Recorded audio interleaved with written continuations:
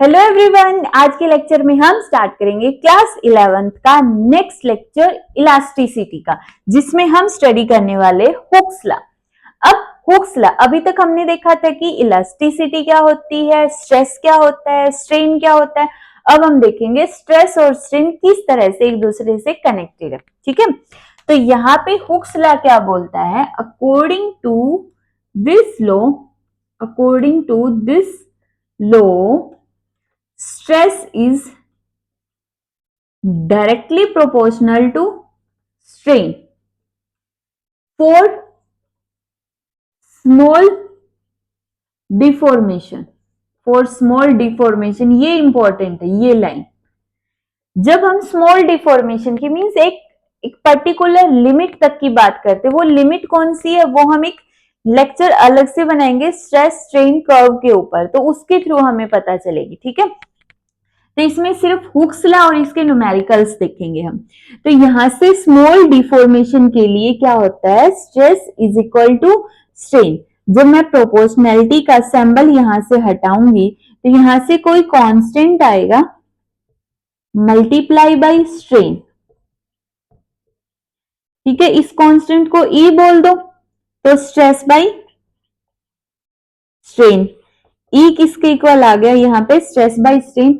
और ये ई क्या होता है, ये होता है हमारे पास कांस्टेंट ऑफ प्रोपोर्शनैलिटी, जिसको हम बोलते हैं कोफिशिएंट ऑफ इलास्टिसिटी मॉडुलस।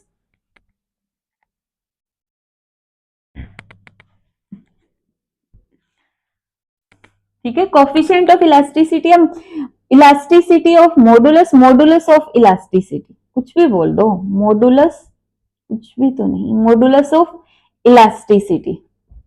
ठीक है, मॉडुलस ऑफ इलास्टिसिटी। अब ये जो मॉडुलस ऑफ इलास्टिसिटी है, जो कोफिशिएंट ऑफ प्रोपोर्शनैलिटी से आया है, ये 3 टाइप का होता है हमारे पास। क्यों? क्योंकि स्ट्रेस और स्ट्रेन भी तो 3 टाइप के होते हैं। अगर हमारे पास लॉन्गिट्यूडनल स्ट्रेस लॉन्गिट्यूडनल स्ट्रेन है, क्या है हमारे पास, देखो ये मॉडुलस ऑफ इलास्टिसिटी है, वो 3 टाइप के होंगे, फर्स्ट सेकंड थर्ड। अगर तो हम बात करें लॉन्गिट्यूडनल की, longitudinal stress divide by longitudinal strain,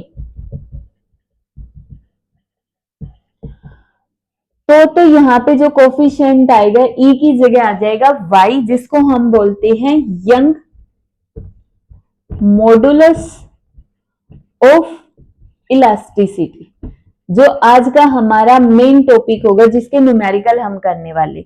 अगर यहाँ पे हमारे पास आ गया बल्क मॉडुलस और bulk stress divide by bulk strain, तो यहाँ पे आ जाएगा हमारे पास मॉडुलस ऑफ इलास्टिसिटी मींस के। ठीक है, के आ जाएगा हमारे पास। और अगर हम बात करें shear stress by shear strain की, तो मॉडुलस ऑफ रिजिडिटी आ जाएगा ईटा या फिर जी। अब इन दोनों के बारे में हम नेक्स्ट लेक्चर में देखेंगे, इनके न्यूमेरिकल्स भी। तो अभी के लिए है यहाँ पे जो मॉडुलस ऑफ इलास्टिसिटी ई है, उसकी सबसे फर्स्ट टाइप, अगर हम बात करें कि किसी भी बॉडी के ऊपर हम फोर्स लगा रहे हैं और उसके फोर्स लगाने की वजह से उसकी लेंथ में चेंज आ रहा है, या तो वो लंबी हो रही है, उसकी लेंथ इंक्रीज हो रही है, उसकी लेंथ कॉन्ट्रैक्ट हो रही है, तो इसका मतलब उसमें लॉन्गिट्यूडनल स्ट्रेन आ रहा है। तो उस टाइम पे जो ये कोफिशिएंट ऑफ प्रोपोर्शनैलिटी है, मॉडुलस ऑफ इलास्टिसिटी है, उसको हम बोलेंगे यंग मॉडुलस ऑफ इलास्टिसिटी। ठीक है, कर लोगे Hooke's law, stress directly proportional to strain for small deformation. इसकी 3 टाइप्स है। सबसे फर्स्ट हो गई हमारे पास यंग मॉडुलस ऑफ इलास्टिसिटी। तो यहां से देखो, Young modulus of elasticity, stress का formula force by area, longitudinal strain का change in length divide by original length. तो मैं ऐसे लिख सकती हूँ, force by area length divide by change in length. तो यंग मॉडुलस किसके इक्वल आ गया यहाँ से, y is equal to F L divide by A और चेंज इन लेंथ। या फिर जिसको अगर ओरिजिनल लेंथ को L से और चेंज इन लेंथ को स्मॉल l से दिखाना, तो वो भी कर सकते हो, कोई फर्क नहीं पड़ता, जैसे तुम्हें ठीक लगे। ठीक है, यंग मॉडुलस ऑफ इलास्टिसिटी हो गया। अब इस फॉर्मूले पे बेस्ड इस फॉर्मूले पे बेस्ड हम क्वेश्चंस करने वाले, बहुत अच्छे अच्छे क्वेश्चंस है, 7-8 क्वेश्चन करेंगे जो प्रीवियस ईयर्स में आ चुके हैं पेपर में, ठीक है। और ऑलमोस्ट सारी टाइप के क्वेश्चंस कवर करवा दूंगी, जितने जितनी टाइप्स के क्वेश्चन आ रहे हैं पेपर में। स्टार्ट करवाऊं? तो हमारा सबसे फर्स्ट न्यूमेरिकल है कि एक ब्लॉक लिया है, उस ब्लॉक को हमने, ये स्टेटमेंट दी हुई है, इसको पढ़ो और सॉल्व करो। एक ब्लॉक लिया है, उसको हमने एक वायर के साथ टाई कर दिया। कौन सी वायर? जिस वायर का क्रॉस सेक्शनल एरिया है 4 mm स्क्वायर और जो ये वेट है वो कितना है 10 न्यूटन। मींस एक वायर जिसका cross sectional area 4 mm square है, उसके साथ हमने एक वेट टाई कर दिया। अब इस वेट की वजह से ये जो वायर आएगी इसकी लेंथ है इंक्रीज हो जाएगी।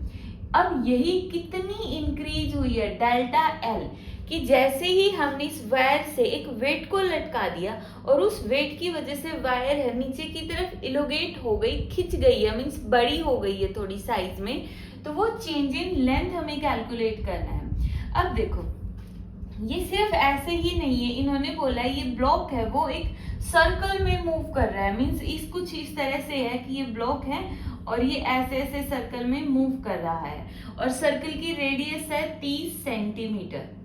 30 सेंटीमीटर मतलब कि इसकी ओरिजिनल लेंथ हो गई 30 सेंटीमीटर और चेंज इन लेंथ हमें कैलकुलेट करनी है। पहले इसकी लेंथ 30 सेंटीमीटर थी, जैसे ही नीचे 10 न्यूटन का वेट रखा इसकी लेंथ 30 सेंटीमीटर से थोड़ी बढ़ गई। कितनी बढ़ गई वही हमें कैलकुलेट करनी है, ठीक है।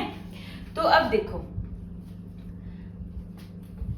जो ये सर्कल में मूव कर रहा है कुछ इस तरह से, तो इसकी जो वेलोसिटी होगी इसकी बॉटम पे, क्योंकि हमें पता है कि जब हम वर्टिकल सर्कल की बात करेंगे तो वेलोसिटी है बॉटम में कुछ और होगी और टॉप पे कुछ और होगी।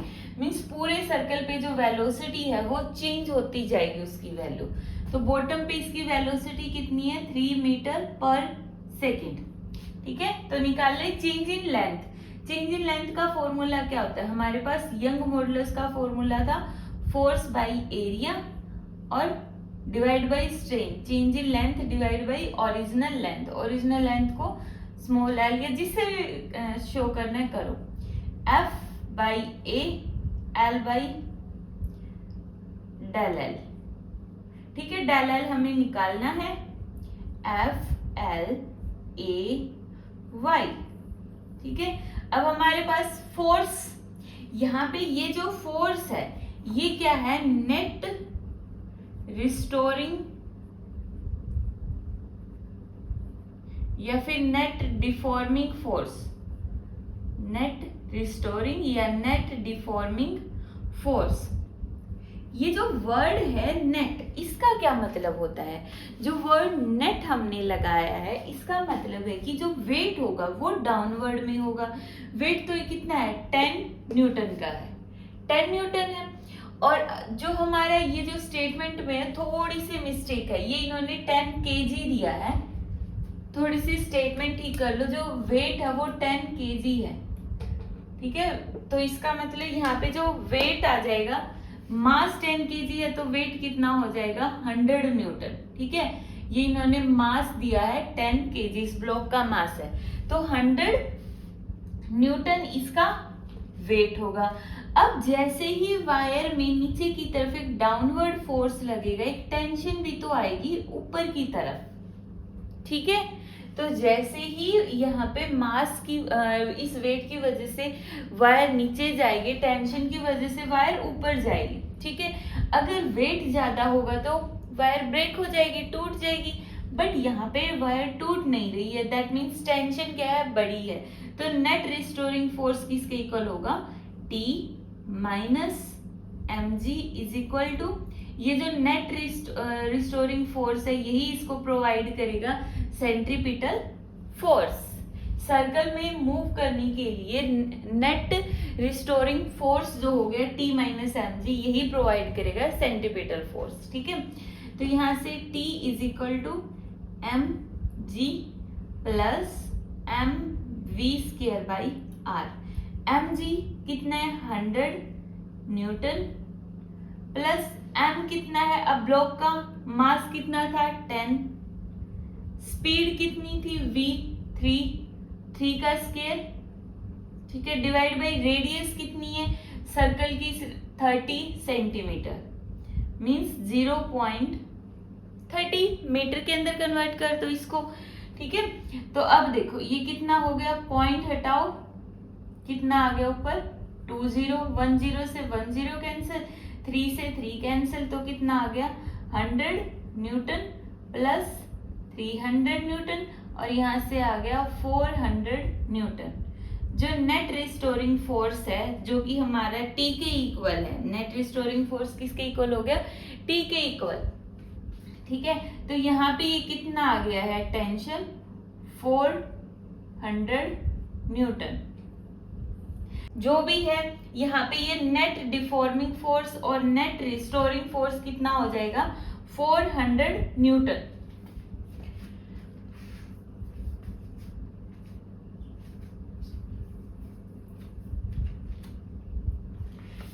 क्लियर।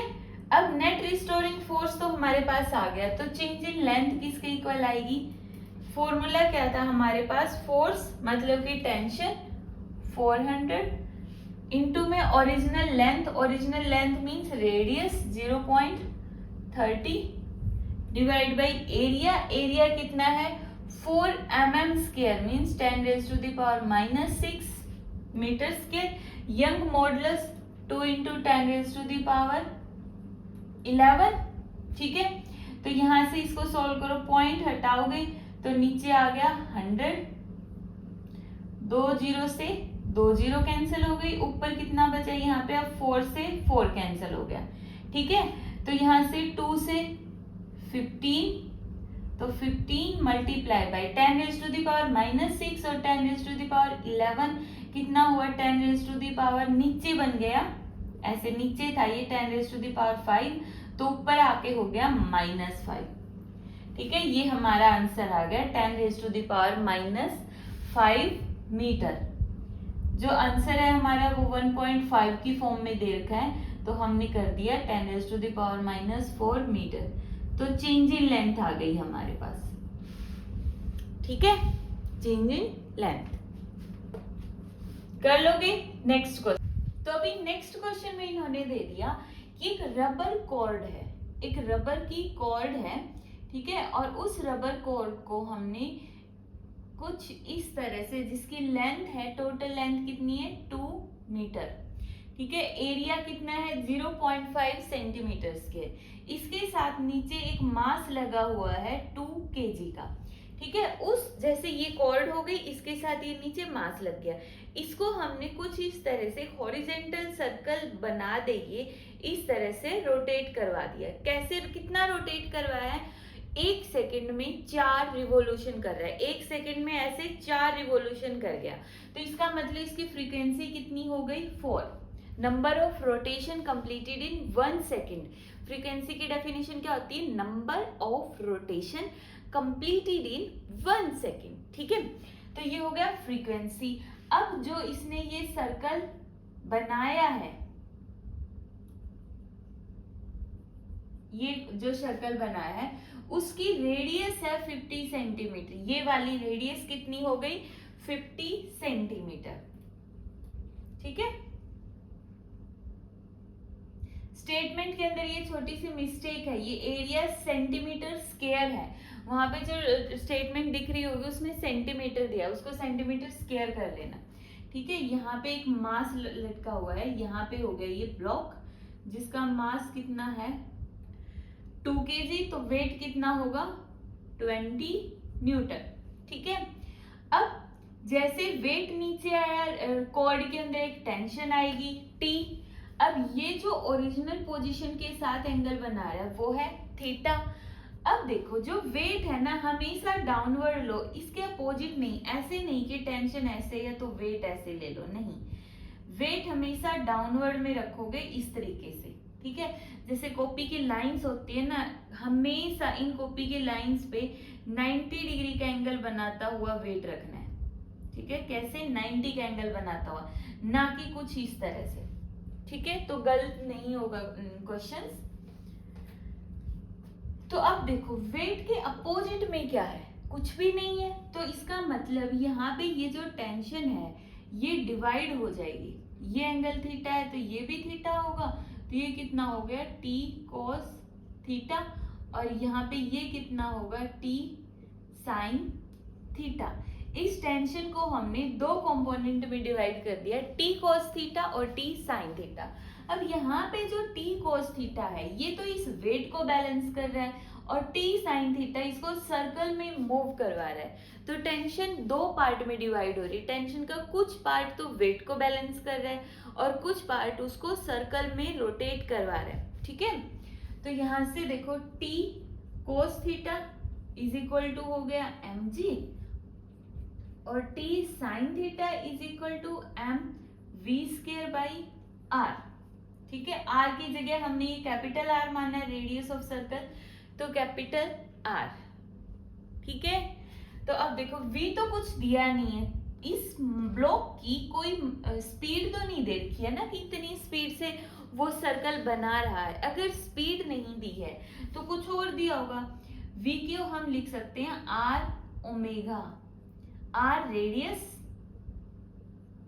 ओमेगा। ये जो मिस्टेक हो रही है ना इसको ध्यान से ऑब्जर्व करना, क्यों? क्योंकि हम अगर स्मॉल आर कर देंगे ऊपर तो नीचे से कैंसल आउट नहीं होगा, ये आर और ये आर सेम है जो कि नीचे वाले सर्कल की रेडियस है। ठीक है, तो ये कितना हो गया v की जगह आर ओमेगा और उस पूरे का square means R square omega square divide by R, तो कितना हो गया कैंसल आउट।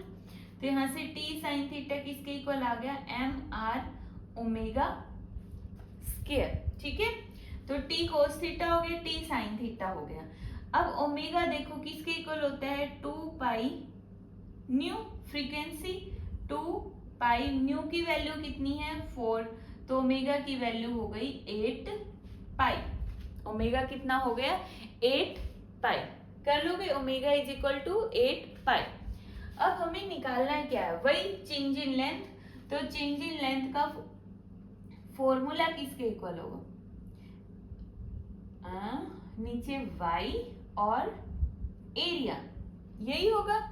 ठीक है, पुट करो एफ वही net restoring force, net restoring force यहाँ पे कितना है देखो, यहाँ पे होगा F is equal to net restoring force जो कि है टी कोस थीटा, क्योंकि देखो एक पॉइंट पे दो फोर्स एक्ट कर रही है ना, तो इनका नेट कैसे निकालेंगे, क्या होता है एक पॉइंट पे अगर दो फोर्स एक्ट कर रहे हो तो उनका नेट कैसे निकालते हैं, हमारा F1 का स्क्वायर प्लस F2 का square plus twice of F1 F2 cos theta, theta कितना दोनों के बीच में 90, कोस 90 हो गया 0, तो नेट कैसे निकल गया under root F1 square plus F2 square.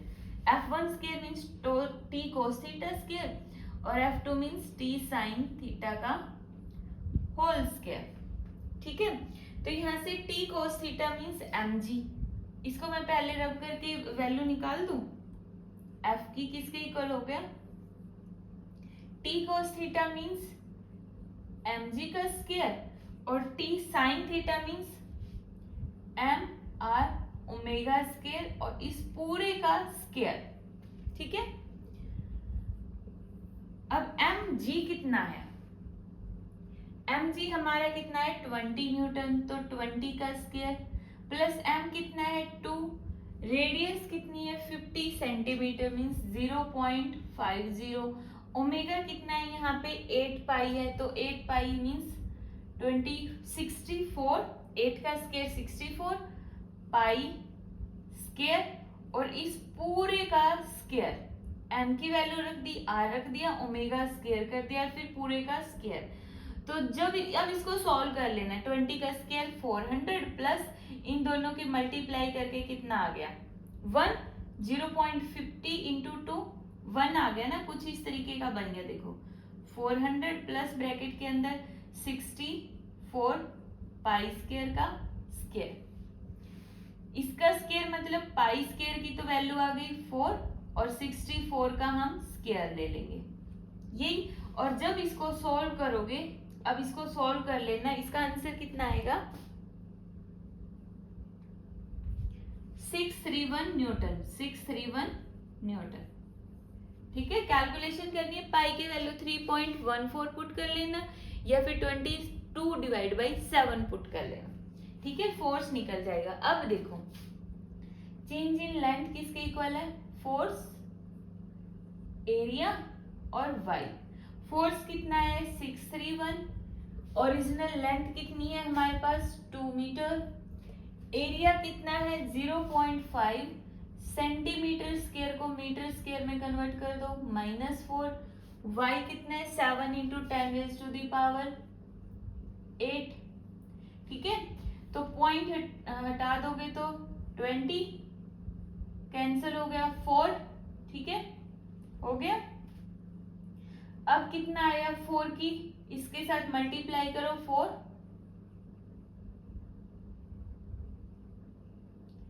24/7 into 10⁻⁴ कितना आ गया, नीचे 10⁻⁴ होगी +4, जो ऊपर आके होगी -4। ये हमारे पास इसका आंसर आ गया। इसको पॉइंट्स में कन्वर्ट कर सकते हो करना चाहो तो। अगर पॉइंट्स में कन्वर्ट करोगे तो आंसर आएगा 3.60 सेंटीमीटर। ठीक है, वरना तो इतना भी छोड़ सकते हो, सिंपली हमने इसके साथ मल्टीप्लाई कर दिया और सॉल्व हो गया।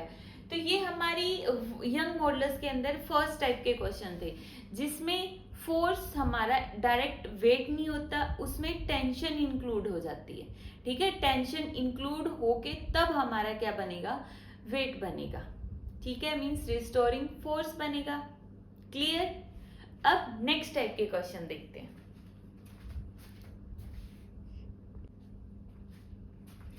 तो नेक्स्ट हमारे पास इन्होंने क्वेश्चन दे दिया है कि यहाँ पे ये जो एक ब्लैक कलर की रोड दिख रही है ना, ये रोड है 2 मीटर की। इस रोड को ऐसे हॉरिजेंटल में ऊपर एक छत के साथ यहाँ से 2 वायर ली, एक तो स्टील की वायर जिसका एरिया 10⁻³ मीटर स्क्वायर, एक है ब्रास की जिसका एरिया 2 × 10⁻³ मीटर स्क्वायर। मीन्स कुछ इस तरह से इनको पकड़ के और लटका दिया है इस रोड को। ठीक है, अब जब तक लटका रखा था इन दोनों वायर्स की लेंथ सेम है, तो मतलब कोई दिक्कत नहीं है, ऐसे लटकी हुई है। इसमें हमें एक वेट को टाई कर दिया, मीन्स नीचे की तरफ इधर एक वेट लगा दिया हमने। यहाँ पे क्या हो गया, एक वेट हो गया mg। अब फिर क्या होगा, जैसे ही यहाँ पे एक तरफ वेट लगेगा, ये वायर ऐसे रोटेट हो सकती है, मीन्स एक साइड में अगर इस तरफ वेट ज्यादा हो गया तो इस तरफ वाली वायर के अंदर नीचे, ये वाली वायर नीचे चली गई, मतलब इसकी लेंथ ज्यादा इंक्रीज हो जाएगी। कुछ ऐसा ही होगा, रियल में तो ऐसे ही होगा ना। अगर जो वेट है हमने गलत जगह पे लगा दिया है तो एक साइड की वायर है वो थोड़ी ज्यादा खींच जाएगी वेट की वजह से। बट इन्होंने बोला है कि ऐसा नहीं होना चाहिए, जो हम वेट लगाए तब भी ये इक्विलिब्रियम में पोजीशन में रहे, इक्विलिब्रियम पोजीशन में मींस इक्वल स्ट्रेस रहे। इक्विलिब्रियम में रहना मतलब इक्वल स्ट्रेस रहे और ये ऐसे ही अपनी हॉरिजॉन्टल पोजीशन बनाए रखे। तो बताओ वेट को कहां पर डालें, वेट को कहां पर हैंग करें कि इक्वल स्ट्रेस आ जाए दोनों वायर में और दोनों वायर्स में इक्वल स्ट्रेन आ जाए। ठीक है, नेक्स्ट टाइप बन रही है क्वेश्चंस की, ध्यान से समझना, इजी है, बहुत ही इजी है। ठीक है, खुद को ही बोला करो कि क्वेश्चंस इजी है। थोड़ा बोल लोगे ना, वही 3 इडियट वाली मूवी वाली बात होगी, ऑल इज वेल वाली, कि ठीक है हो जाएगा, कर लेंगे। तो ये क्वेश्चन बहुत इजी है, बहुत ही इजी, सच में ही इजी है। ठीक है, तो ध्यान से समझना। फर्स्ट पार्ट इन्होंने बोला है equal stress in both wires. अगर हम स्ट्रेस की बात करें, हमें पता है स्ट्रेस का फॉर्मूला क्या होता है, force divide by area. Force divide by area होगा ना। अब यहां पर एरिया कौन सा लेंगे, दे रखा है, फोर्स कौन सा लेंगे। ठीक है, फोर्स भी तो लेना है ना।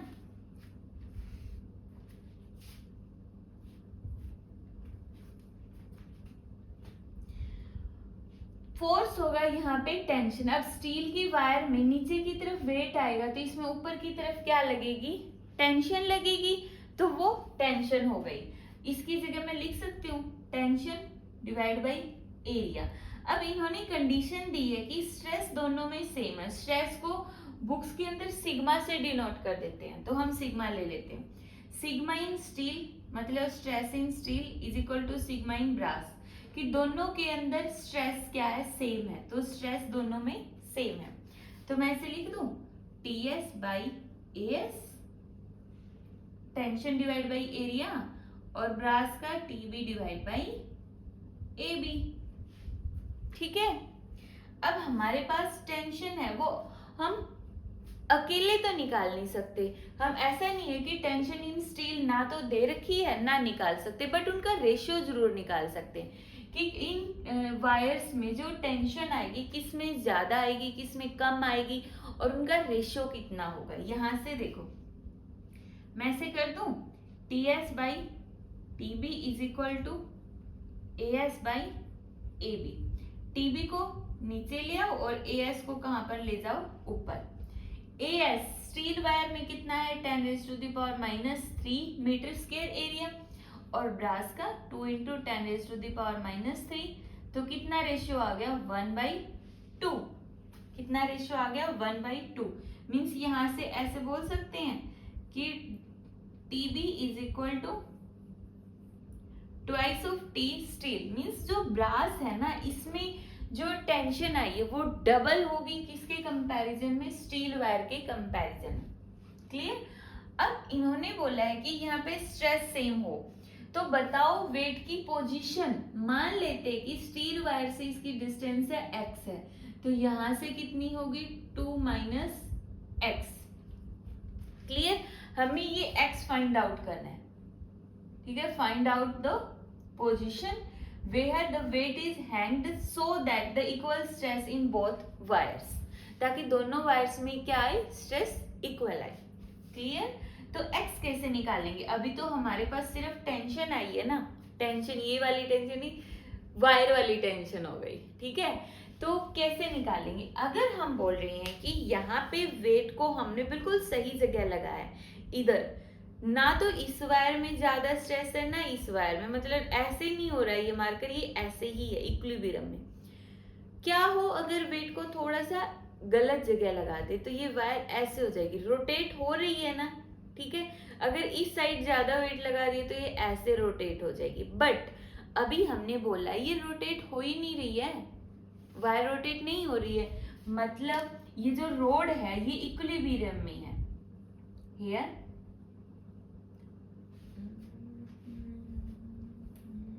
here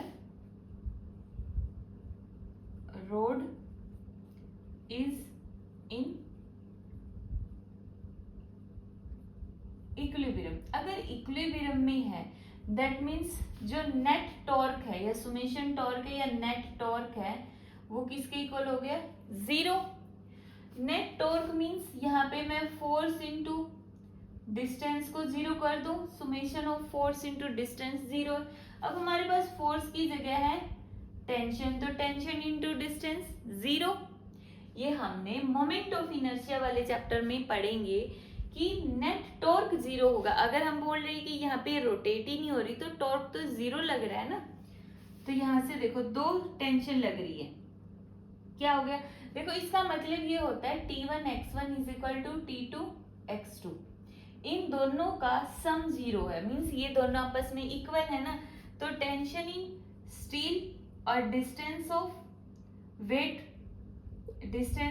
wait from steel wire, tension in brass और distance of weight from brass wire कितनी होगी 2 - x इज इक्वल टू 0। अब TB की जगह मैं TX, यहाँ पे तो कितना आ गया सिंपल x, TB की जगह twice of TS 2 - x, TS से TS कैंसल, x किसके इक्वल आ गया 4 - 2x, तो यहां से x plus 2x is equal to 4 और x किसके इक्वल आ गया 4 डिवाइड बाई 3। ये आ गई पोजीशन फर्स्ट पार्ट कंप्लीट कि x is equal to 4/3 part पे हम इस वेट को रखेंगे ताकि वे इस वायर के अंदर इक्वल स्ट्रेस है। हो गया फर्स्ट पार्ट, नोट करो।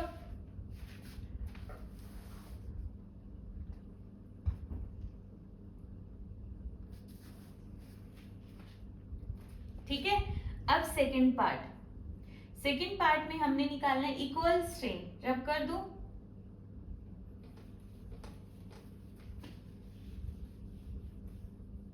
देखो इक्वल स्ट्रेन का फॉर्मूला क्या होगा, यंग मॉडुलस का फॉर्मूला होता है, यंग मॉडुलस का स्ट्रेस बाय स्ट्रेन होता है।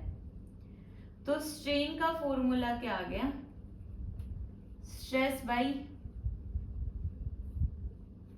वाई, ठीक है। तो यहाँ पे बोला इक्वल स्ट्रेन है दोनों के अंदर, तो मैं ऐसे लिख सकती हूँ स्ट्रेस इन स्टील वायर और Young modulus of steel is equal to stress in brass divide by Young modulus of brass. अब स्ट्रेस की भी डायरेक्ट वैल्यू नहीं दी है हमें, टेंशन की फॉर्म में दी हुई है, तो यहां से पुट कर लो T S A S Y S is equal to T B A B Y B, ठीक है। अब फिर से टीएस और टीबी का रेशियो निकाल लो, कितना होगा, TS divide by TB is equal to AS YS AB YB. AS की वैल्यू कितनी है, स्टील का एरिया 10⁻⁻3, स्टील का यंग मॉडुलस कितना दे रखा है इन्होंने स्टेटमेंट में, देखो 2 × 10⁻11। अब इसका कितना दे दिया, 2 × 10⁻³ एरिया दे दिया, और इसका यंग मॉडुलस दे दिया 10⁻11 ब्रास का, ठीक है। अब इससे ये टर्म कैंसिल, 2 से 2 कैंसिल, इससे ये कैंसिल, तो टीएस किसके इक्वल आ गया, टीबी के इक्वल। अगर हम चाहते हैं दोनों वायर्स के अंदर स्ट्रेन इक्वल रहे, तो यहाँ पे दोनों की जो टेंशन होगी दोनों वायर में तब इक्वल आएगी। अब बताओ वेट को हम कहाँ पर रखें, तो वही फॉर्मूला लगाओ, इक्विलिब्रियम में होगा ना, अभी भी अगर इक्वल स्ट्रेन हमारा जो स्ट्रेन है वो इक्वल होगा, मतलब वो इक्विलिब्रियम में है। तो अब टीएस एक्सिस टीबी और एक्सबी, टीएस एक्स, ठीक है, और टीबी कितना आएगा, टीबी की जगह टीएस रख दो, इक्वल है 2 - x, ये दोनों cancel out, x + x is equal to 2 और x इज इक्वल टू 1।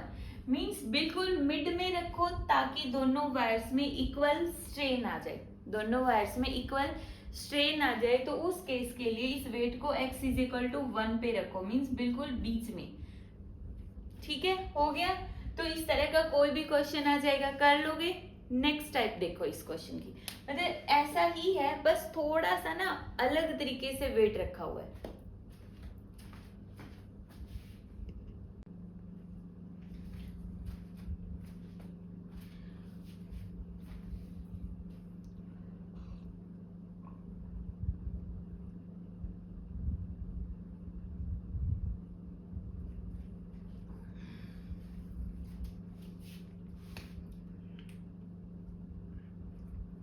तो नेक्स्ट क्वेश्चन इन्होंने दिया, देखो ये दो वायर्स जो हैं, वायर्स में रोड लगा लो, रोड है जिनका एरिया 10 सेंटीमीटर स्क्वायर है, ये दोनों किसकी है, ब्रास की है। लेंथ कितनी है, दोनों की इक्वल लेंथ है, 20 सेंटीमीटर स्क्वायर, एरिया कितना है 20 और 10 सेंटीमीटर स्क्वायर। और यहाँ पे जो ये बीच वाली है जो हमें थोड़ी सी लंबी दिख रही है, ये स्टील की रोड है जिसकी लेंथ इससे ज्यादा है, कितनी 30 सेंटीमीटर स्क्वायर, और एरिया कितना है 16 सेंटीमीटर स्क्वायर, ठीक है। और इन तीनों पे जब ये इक्वल लेवल पे थे तो उस टाइम पे एक ब्लॉक रखा है जिसका वेट है 5000 किलोग्राम।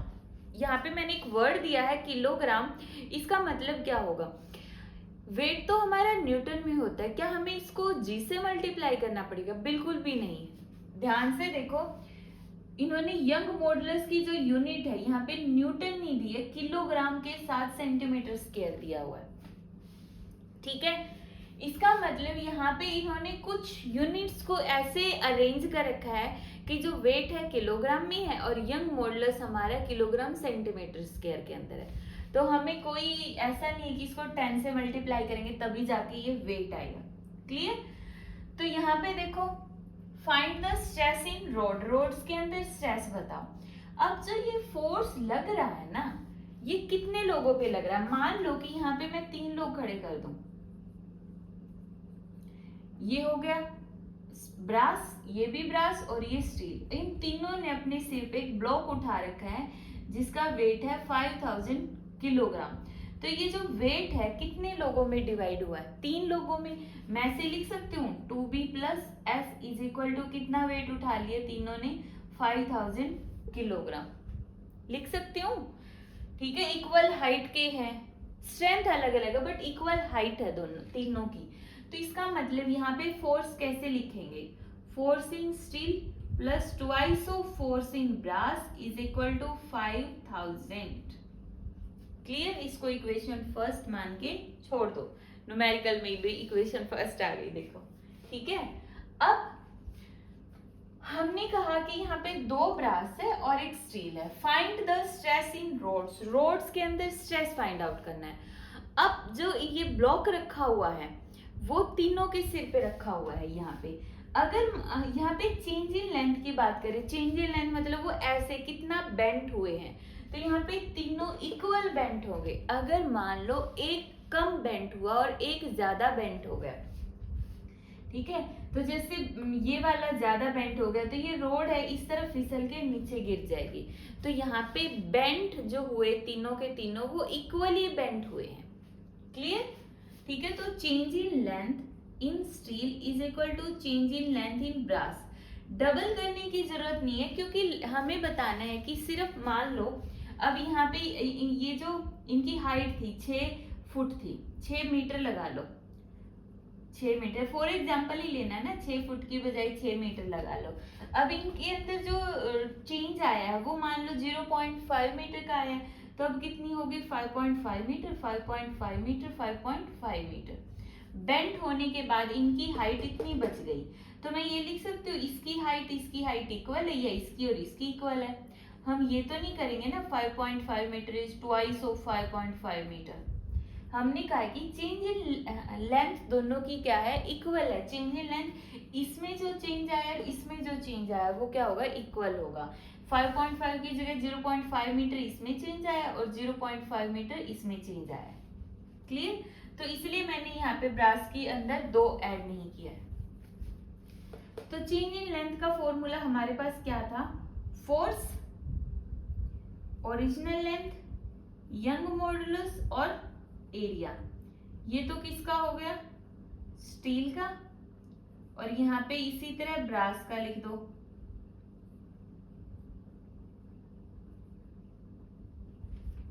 ठीक है, अब हमें क्या निकालना है? एफ एस और एफ बी। तो यहाँ पे रेशियो निकाल सकते हैं हम। F S divide by F B कितना आ जाएगा? Y S A S Y B A B और मल्टीप्लाई बाई एल बी ऊपर एज इट इज है ही, एल एस इसके डिवाइड में चला गया। ठीक है, वैल्यू पुट करो अब simply. F S divide by F B किसके इक्वल आ गया? वाई एस स्टील के अंदर 2 इंटू 10⁻⁶। ए एस स्टील का area 16 centimetre square. Length of brass 20 centimetre divide by brass का यंग मॉडुलस 10⁻⁶। ब्रास का जो एरिया है 10 सेंटीमीटर स्क्वायर और लेंथ ऑफ स्टील वायर 30। अब देखो मैंने सेंटीमीटर को कहीं पे मीटर में कन्वर्ट नहीं किया। पहली बात करोगे तो भी कैंसिल आउट हो जाएगा, इसका इससे इसका इससे, और दूसरी बात यहाँ पे सेंटीमीटर के अंदर ही दिया तो वैसे भी नहीं कन्वर्ट करना है। इससे ये कैंसिल, 0 से 0 कैंसिल, कितना बचा यहाँ पे? यहाँ पे आ गया 4 इंटू 16 डिवाइड बाई 30। ठीक है, कैंसिल करो 2 15, तो 32 डिवाइड बाई 15 आ गया। ठीक है, इनका ratio means F S is equal to 32 divide by 15 F B आ गया। ठीक है, स्टेटमेंट देख ली, रब कर दो इस स्टेटमेंट को, ठीक है। अब यहां से देखो एफ एस की वैल्यू यहाँ पे पुट कर दो, कितना है 32/15 F B plus twice of F B is equal to 5000 kilogram. F S और एफ बी में हमने सिर्फ रिलेशन निकालना है। अब इसको सॉल्व करो, एलसीएम लो, एलसीएम लोगे तो कितना आएगा 32 F B plus 30 F B divide by 15 था वो उस तरफ ले गए, 15 इंटू 5000 कितना बन गया 62, 62 को उस तरफ डिवाइड में ले जाओ, ठीक है। अब इसको सॉल्व करो,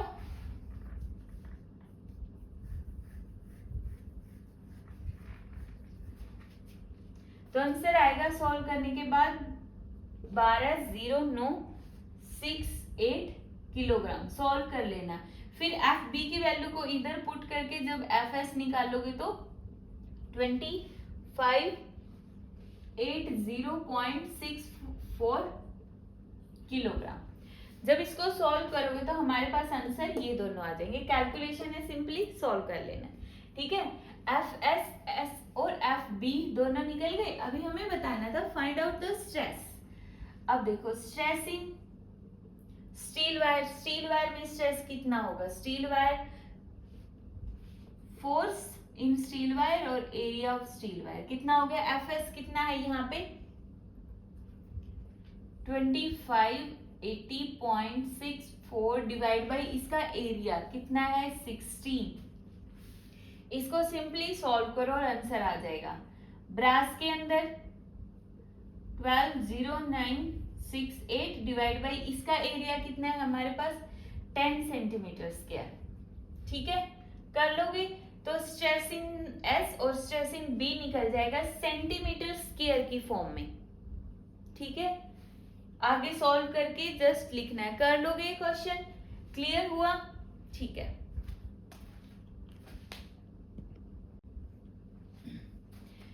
नेक्स्ट क्वेश्चन इन्होंने ये देखा, एक रोड देखी है जिसकी लेंथ L है, ये वाला पार्ट 2/3L मींस 3F वाला जो फोर्स है ना इस रोड को इस तरफ खींच रहा है और 2F वाला इस तरफ खींच रहा है। तो हमें क्या निकालना है यहाँ पे नेट इलोंगेशन कि वायर में टोटल चेंज कितना आया है दोनों फोर्स के लगने से, ठीक है। तो यहाँ पे देखते हैं कि इसकी वजह से जो चेंज आया वो डेल L1 मान लेते हैं, किसके इक्वल होगा F L divide by Y A. Simple, F force कितना लगा इस साइड वाली वायर पे 3F, लेंथ कितनी लेंथ पे लग रहा है ये 2/3 L, y को y रखो a को a रखो तो 3 से 3 कैंसिल, तो चेंज इन लेंथ कितनी आ गई 2FL/YA।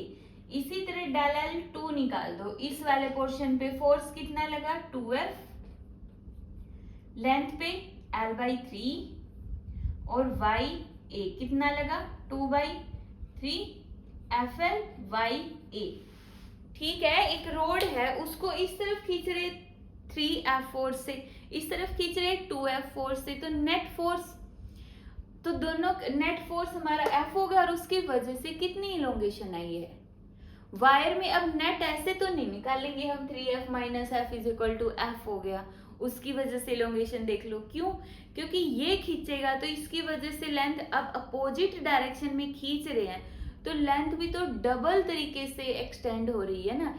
इस तरफ वाले फोर्स की वजह से भी कुछ इस पार्ट को एक्सटेंड कर देगी, जब यहां से फोर्स लगाऊंगी तो वो इसको इस वाले हिस्से से एक्सटेंड कर देगी।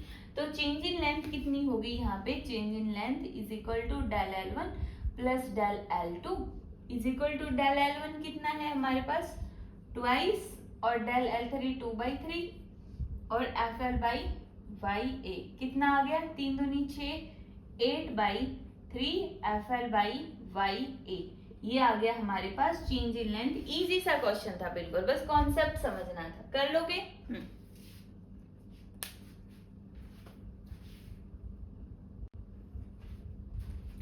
नेक्स्ट क्वेश्चन और आज का हमारा लास्ट क्वेश्चन है, ये ग्राफ दे रखा है, ये ए के लिए ए मटेरियल कोई है, ये बी है जो 30 एंगल बना रहा है, ए 60 एंगल बना रहा है, यहाँ पे स्ट्रेस है, यहाँ पे स्ट्रेन है। तो हमें y ऑफ ए और y ऑफ बी में क्या रिलेशन है वो फाइंड आउट करना है, ठीक है। अब यंग मॉडुलस का फॉर्मूला क्या होता है, stress by strain. Stress by क्या होता है, स्ट्रेन होता है ना। तो ये तो क्या है हमारे पास, स्लोप है, स्लोप होगी, और स्लोप किसके इक्वल होती है हमारे पास, टेंजेंट थीटा।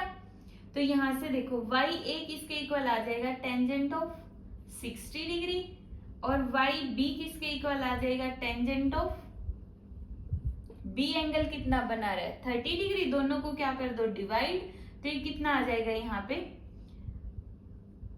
जब हम इसको सॉल्व करेंगे तो 10 60 कितना होता है, √3 होते हैं, 1/√3 होता है।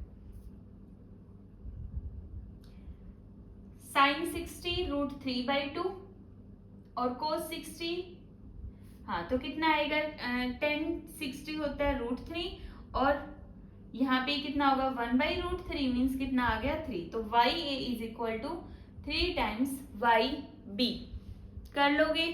तो ये थे हमारे आज के कुछ क्वेश्चन जो कि यंग मॉडुलस के ऊपर बेस्ड थे। अब मोस्टली जो इम्पोर्टेंट क्वेश्चंस बन रहे थे ना वो यही है। अब इनके अलावा भी कुछ और क्वेश्चंस है, उसको मैं एक लास्ट लेक्चर के अंदर कवर करवा दूंगी जो प्रीवियस ईयर्स में आ चुके हैं, ठीक है। तब तक के लिए प्रैक्टिस करो यंग मॉडुलस ऑफ इलास्टिसिटी की।